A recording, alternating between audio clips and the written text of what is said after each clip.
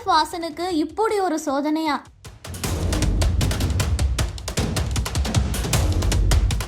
அவர் நடிச்ச மஞ்சள் வீரன் படம் 100 நாள் ஓடுன்னு சொன்னீங்களே அப்படிங்கிற பேச்சுக்கள் தான் இப்போ சமூக வலைதளங்கள்ல பேசு பொருளா மாறி இருக்கு.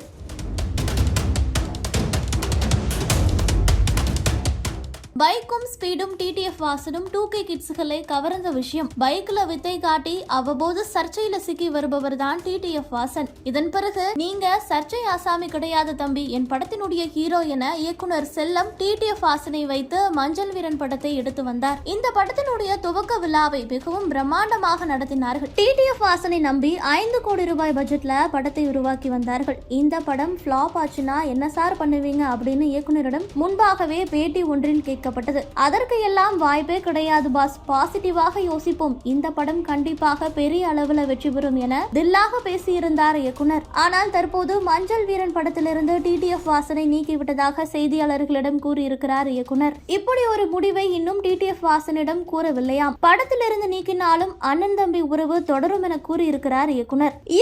இப்படி ஒரு அறிவிப்பை வெளியிட்ட பிறகு இதனை கேட்ட 2K கிட்ஸ்களுக்கு ஒரு நிமிஷம் தலையே சுற்றி இருக்கும். ஐயோ, எங்க அண்ணன் ஹீரோ இல்லையா, அவர் நடித்த முதல் படத்துல இருந்து நீக்கி விட்டீர்களா அப்படின்னு புலம்பி தள்ளிட்டு வராங்க. முன்னதாக தம்பியின் சக்திமிக்க ரசிகர்களும் என்னுடைய வீரியமிக்க எழுத்துக்களும் சேர்ந்து படத்தை நிச்சயமாக 100 நாள் கொண்டு வரும் என கூறியிருந்தார் இயக்குனர். ஆனால் தற்பொழுது படத்திலிருந்து அவரை நீக்கி விட்டதாக ஒரு அறிவிப்பை வெளியிட்டிருக்கிறார். பருத்தி வீரனை விட பெரிய அளவுல வெற்றி பெறும் என 2K கிட்ஸ்கள் பேசி வந்த நிலையில மஞ்சள் வீரனில் இருந்து டிடிஎஃப் வாசனை நீக்கி இருக்கிறார்கள். இதற்கு காரணம் பிக் பாஸ் நிகழ்ச்சியில டிடிஎஃப் வாசன் கலந்து கொள்ள இருக்கிறார் என சொல்லப்படுகிறது. இதன் காரணமாகவே அவரை படத்திலிருந்து நீக்கி இருக்கிறார்கள் என பேசப்பட்டு வருகிறது.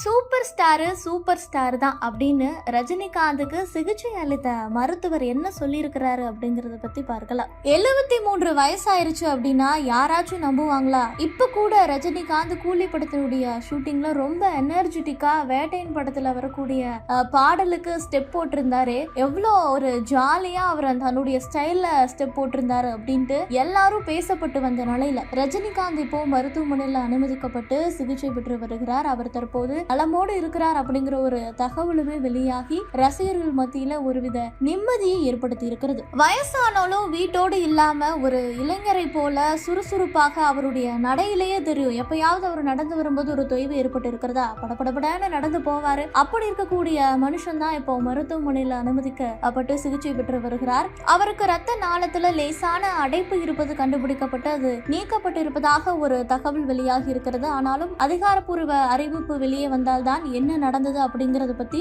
முழுசா நமக்கு தெரிய வரும். நேற்று இரவு தான் உடல்நலக்குறைவு ஏற்பட்டிருக்கிறது. இதன் பிறகு அவர் சென்னையில் இருக்கக்கூடிய மருத்துவமனையில் அனுமதிக்கப்பட்டிருக்கிறார். இன்று காலை முதல் அவருக்கு பல்வேறு பரிசோதனைகள் நடைபெற்றதாக தகவல் வெளியாகி இருக்கிறது.